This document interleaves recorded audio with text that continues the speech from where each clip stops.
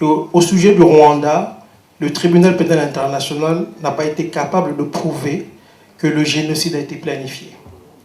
Il y a même eu des montages, on a même torturé psychologiquement des gens pour les pousser à dire qu'ils avaient participé à la planification du génocide.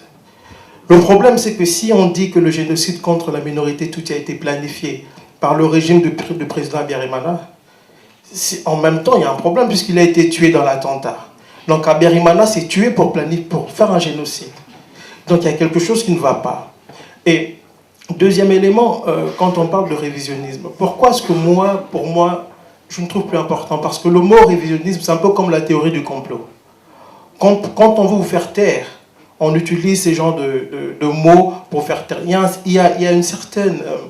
il y a un terrorisme intellectuel, en fait, quand il s'agit d'aborder certains sujets. Et je pense qu'il ne faut pas reculer devant des gens qui veulent imposer une narration de l'histoire qui ne cadre peut-être pas avec la réalité. Pourquoi est-ce qu'on ne va pas réviser l'histoire?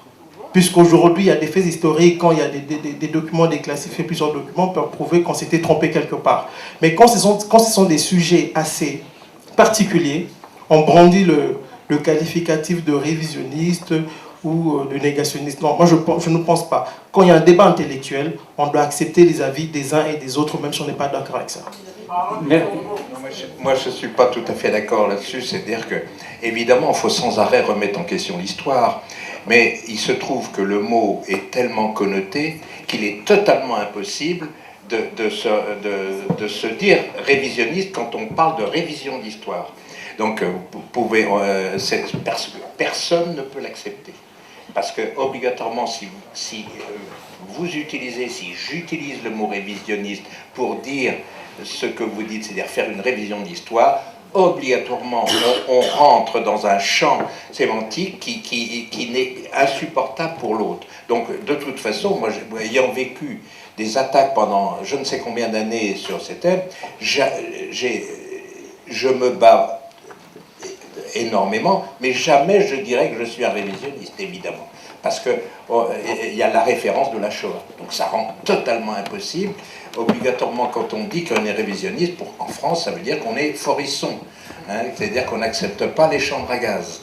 Donc vous pouvez pas, vous êtes obligé de trouver un autre terme. Bon, alors, moi je vais juste vous dire que je ne suis pas un passionné de la terminologie du génocide. Je rejette ce terme-là pour une raison très simple.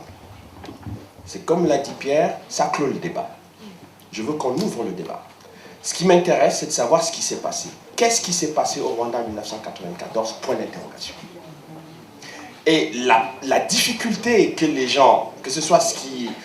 D'ailleurs, on a vu des gens entrer dans la mécanique du double génocide pour essayer d'équilibrer. Mais plus vous rentrez dans le débat de double génocide, plus on vous dit non, mais vous êtes révisionniste.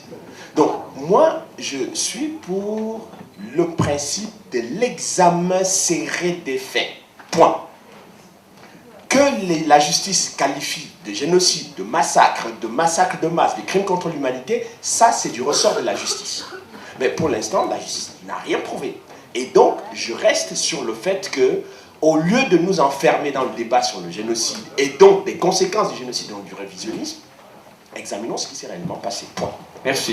Non, c'est ça. Ça fait évidemment, ça fait appel au titre en fait sur le flyer que tu avais reçu. Je comprends. Sur la terminologie, bon, le génocide, la définition du génocide, c'est effectivement l'extermination d'un groupe de population du fait de ses origines religieuses ou ethniques. C'est ça la définition. Merci beaucoup. Le reste, c'est un débat... Vous savez que je suis en train d'exagérer, mesdames et messieurs. Je suis en train d'exagérer parce que j'ai déjà utilisé une demi-heure de plus que le temps qui m'avait été généreusement octroyé. Mais, si vous êtes d'accord, je prends encore 2 questions. Et heureusement que je ne vois pas Roger Poiti grâce au pupitre, parce que sinon je me ferais, je pense, électrocuter sur place. Non, écoutez, une question, monsieur, puisqu'on en était... alors, allez-y. Alors, moi, ma question, elle s'adresse plutôt à Pierre Péan et puis à Charles Nana. En fait, on aimerait savoir quelle est la position de la France par rapport au conflit au Congo, parce qu'on ne comprend plus rien. Parce que, enfin, d'abord, je comprends que, parce que vous citez très peu la France dans vos livres, vous fustigez moins la France.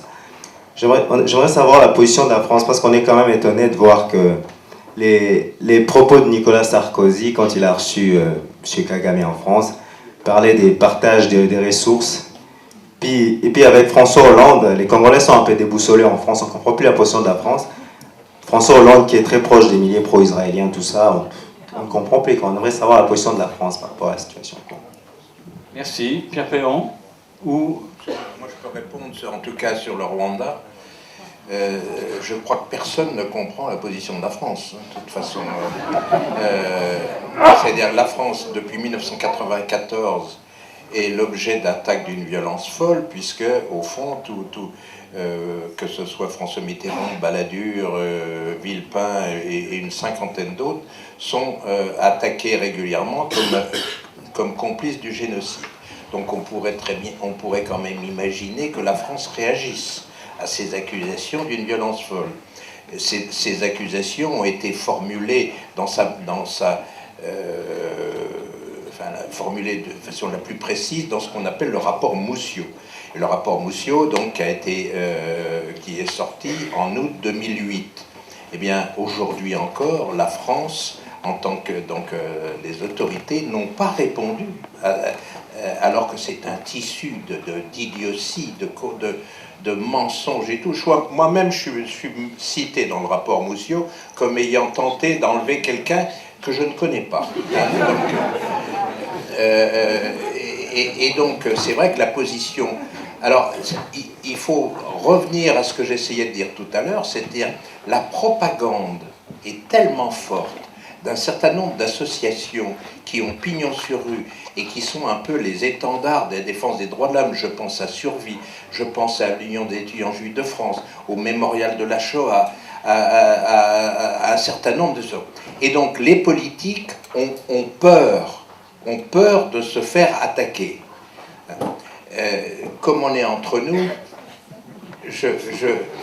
moi je connais la vraie position de François Hollande, je la connais. Et la position de François Hollande est d'être total, d'abord sur les faits, pour reprendre le terme de Charles, sur les faits, il est totalement en accord avec nous, y compris sur l'attentat.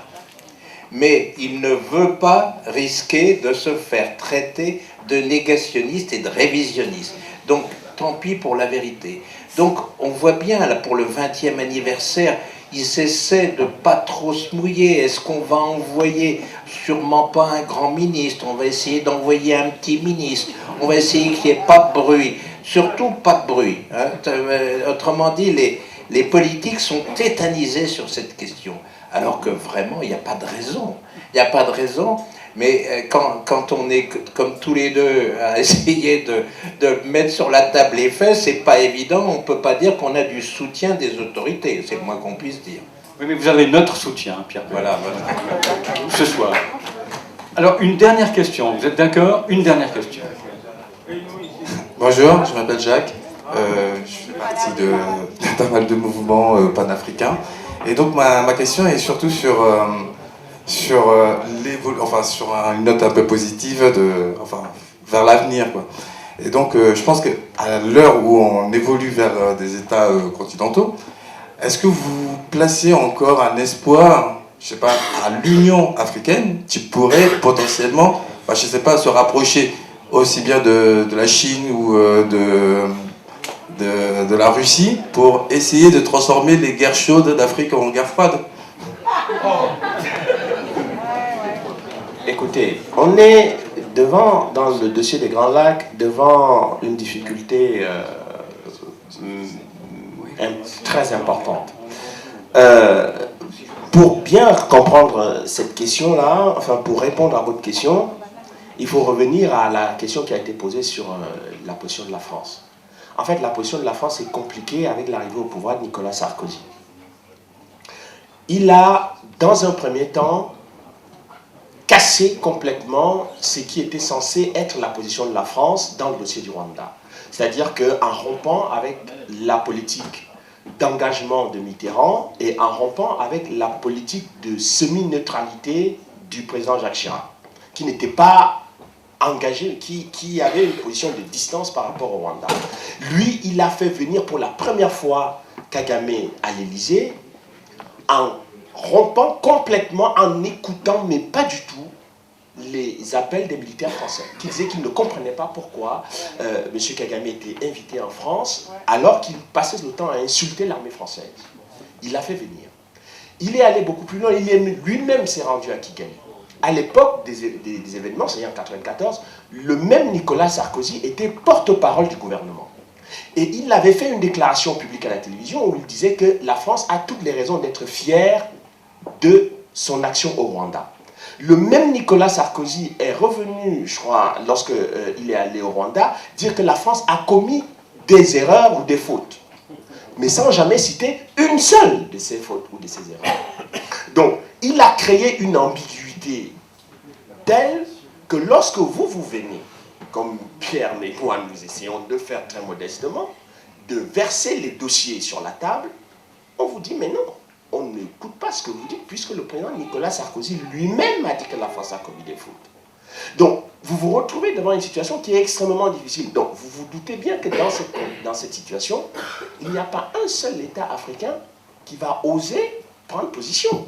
Pour une raison très simple, c'est qu'ils se disent, mais si la France, qui est autant attaquée, mais se couche à plat ventre devant Kagame, mais qui serons-nous, nous, pour pouvoir prendre position? Mais c'est beaucoup plus compliqué puisqu'il y a des États africains qui ont participé à l'opération turquoise en 1994. Donc des États africains qui ont participé à cette opération.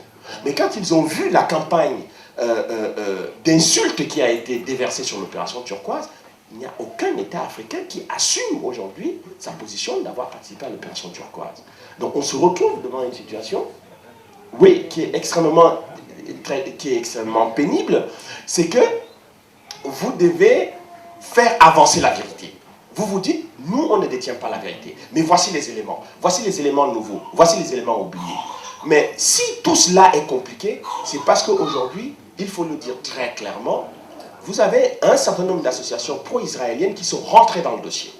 Que ce soit la LICRA, que ce soit l'Association des étudiants juifs de France, d'autres associations qui rentrent comme partie civile dans les dossiers des Rwandais. Moi, je ne vois pas ce que la LICRA va faire dans un truc de Rwandais.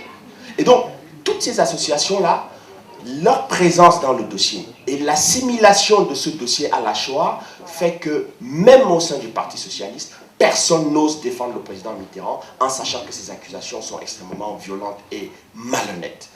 Mais du fait de cette position-là, évidemment, on se dit, ah, c'est pro-israélien, c'est israélien, ou je ne vais pas prendre des coups. Donc, nous, on nous laisse, Pierre et moi, porter un vêtement trop grand sur le révisionnisme, le négationnisme. C'est-à-dire, au moins, eux, ils prennent des coups et ça nous arrange. Donc, on est dans une position, effectivement, qui est extrêmement difficile, parce qu'on n'a pas le soutien des pouvoirs politiques face à cette situation, parce que tout le monde a peur d'Israël et des associations pro-israéliennes. C'est ça le fond. Merci. Il y a un nom qui n'a pas été prononcé, attendez-moi, ça va être très court. Oui. Il y a un nom qui n'a pas été prononcé, c'est le nom de Bernard Kouchner, avec Nicolas Sarkozy. Je pense que il a joué un rôle très très important. Il se positionne comme l'ami de Paul Kagame, il réécrit l'histoire. C'est mieux que réviser, hein.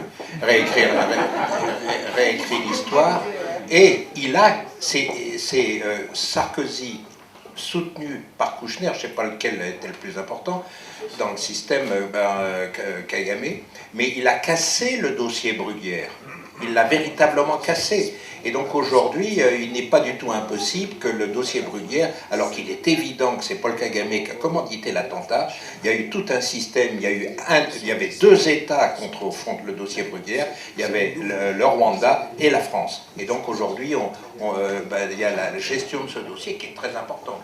Puis, Charles a rappelle dans son livre, je crois, en première phrase, une phrase de Carla Del Ponte, c'est dire que, tu la diras mieux que moi. Oui. Si c'est Kagame et ses hommes qui ont abattu l'avion, alors il faut réviser toute l'histoire. Puisque l'attentat est l'événement déclencheur du génocide, il faut réécrire l'histoire, Donc aujourd'hui, on est dans une situation où personne ne va prendre le risque de réécrire l'histoire, puisqu'on a créé un tribunal pénal international pour le génocide, non pas pour les faits des crimes qui se sont déroulés au Rwanda. Donc en mettant, en fait, c'est pour ça d'ailleurs que je disais à la dame qui a posé la question sur le génocide, c'est que je ne veux pas rentrer dans ce débat-là. C'est qu'on a conclu avant d'examiner. Dès lors où on a commencé par dire qu'il y a eu génocide, donc toute la démarche et la stratégie du tribunal a été de courir pour démontrer qu'il y a eu génocide, ils n'y parviennent pas. Donc maintenant, on ne peut pas dire qu'on s'est trompé. On s'est trompé, donc moi j'ai dit, moi je ne sais pas s'il y a eu génocide ou pas, mais je veux savoir ce qui s'est passé. Et là c'est compliqué. Nous ne pouvons pas réfléchir en fonction des intérêts étrangers. Nous devons réfléchir en fonction des intérêts africains. Des pays comme le Venezuela, qui n'entretiennent pas vraiment des bonnes relations avec les États-Unis, sur le plan diplomatique ou même politique, le Venezuela est quand même le premier partenaire économique des États-Unis. Hein. Le premier partenaire commercial du Venezuela, ce sont les États-Unis. Il est question de respect. Les Africains doivent imposer le respect et travailler en fonction de leurs intérêts. Et pour compléter ce que Charles Onana et Pierre Péan ont dit, moi j'irai plus loin. C'est qu'il faut regarder la politique africaine de la France à partir de Sarkozy en fonction de l'échiquier géopolitique mondial. Puisque la France ne défend même plus ses propres intérêts dans ses précarés d'antan. C'est-à-dire qu'il faut dire que la France a été intégrée à ce que moi je qualifie aujourd'hui de l'Amérique-Afrique. C'est ça le visage géopolitique qui existe aujourd'hui. Allez au Mali, en Centrafrique, partout, les Américains sont présents.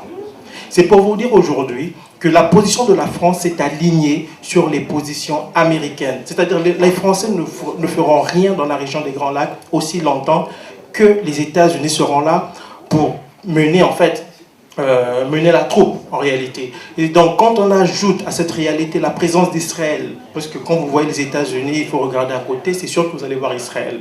Et puisqu'Israël également s'est greffé à cette politique, on comprend nettement pourquoi aujourd'hui la France s'aligne sur les positions américaines. Je tiens à rappeler, il ne faut pas l'oublier, que Nicolas Sarkozy est un atlantiste. Quand il prend le pouvoir, la première chose qu'il fait, il va aux États-Unis. Et après, il se rend au Canada rencontrer Paul Desmarais. Et donc, la politique de la France, depuis Sarkozy jusqu'à ce jour, s'aligne sur les positions américano-israéliennes. Voilà. Merci beaucoup. Qu'est-ce que nous, Congolais, parce qu'après avoir vu que la communauté internationale, tout ce monde-là, ils font que vraiment par rapport à leurs intérêts, qu'est-ce que nous pouvez nous conseiller, nous les Congolais, lambda, je ne dis pas de politique, ni quoi que ce soit, qu'est-ce que nous on peut faire, nous, à notre niveau, Merci. Merci, c'est une bonne question pour terminer en fait cet échange. Donc, il ne vous a pas échappé que j'étais blanc. Et donc je pense que je vais passer le micro à ma gauche. Bon, écoutez, je pense qu'on n'a pas, nous, de conseils particuliers, miracles à donner aux Congolais. Je pense que les Congolais ont pris conscience aujourd'hui de la gravité de la situation dans leur pays. Moi, je me souviens qu'il y a quelques années, lorsque je parlais aux Congolais du danger de Kagame, on me disait que c'était une affaire de Rwandais là-bas, etc. et tout ça. Bon, mais finalement, au fil des années, les Congolais ont pris conscience que c'était le Congo qui était la cible de toute cette affaire. Donc, les actions que les Congolais, à travers les mouvements de patriotes, ont commencé, ce qu'on a appelé le mouvement de résistants congolais, ont initié, que ce soit ici en Suisse, en France, et à Bruxelles, en Allemagne, au Canada, etc. Toutes ces actions sont des actions populaires, des actions des citoyens ordinaires, sont des actions qui ont amené les gens à commencer à parler du Congo. Et je pense que ce sont des actions qui méritent d'être saluées comme des actions courageuses et pertinentes. Même si elles ont été... même si ce sont des actions qui au début ont été regardées avec beaucoup de mépris par une certaine intelligentsia congolaise. Donc je pense qu'on est face à une machine de guerre, et face à la machine de guerre, toutes les méthodes pertinentes sont intéressantes. Merci. Patrick Mbeko. Je dirais... Au-delà des actions des combattants, il y a un travail qui doit se faire à tous les niveaux. C'est-à-dire autant au niveau de l'intelligentsia qu'au niveau de la base. Le problème qui existe chez nous est que l'intelligentsia congolaise est corrompue jusqu'à la moelle. Et pour ceux qui s'intéressent vraiment à la question congolaise, ils partent des paradigmes qui sont faux. Je pense qu'il faut que les Congolais d'abord puissent se réapproprier leur histoire. C'est très important. Et on ne peut pas, aujourd'hui, le travail que font Pierre Péan, Charles Onana ou même moi pour tenter d'éveiller, c'est important. Pourquoi? Parce qu'on ne peut pas combattre un ennemi qu'on ignore. Et nous devons également nous inspirer de ce que les autres ont déjà fait. On peut regarder l'Amérique latine. Qu'est-ce qu'ils ont fait? Il y a eu un travail au niveau de la base. Et ce travail doit être fait. Il faut une synchronisation d'action entre l'intelligentsia et les gens de la base. Parce que si l'intelligentsia fonctionne seule, sans les gens de la base, ça ne marchera pas. Et si ceux qui sont au niveau de la base, qui sont animés par ce désir de changement, mais si leurs actions ne sont pas canalisées, il y aura un problème. C'est-à-dire les deux actions vont de pair. Mais pour cela, je crois, nous devons commencer par nous réapproprier notre histoire. Nous devons partir des paradigmes nouveaux. Nous devons nous inspirer aussi des luttes qui ont été menées ailleurs, comme en Amérique latine. On voit au Venezuela, on voit en Bolivie, en Équateur. Ce sont des exemples qui doivent nous inspirer aussi. Raison pour laquelle il est toujours important de regarder également ce qui se passe ailleurs, parce que les mêmes acteurs, ces mêmes metteurs en scène du chaos ailleurs dans le monde sont ceux-là qui sont chez nous et qui continuent à perpétrer ce chaos-là. Donc il est important pour nous de procéder à plusieurs niveaux, et je pense qu'au niveau il y a ce sursaut-là.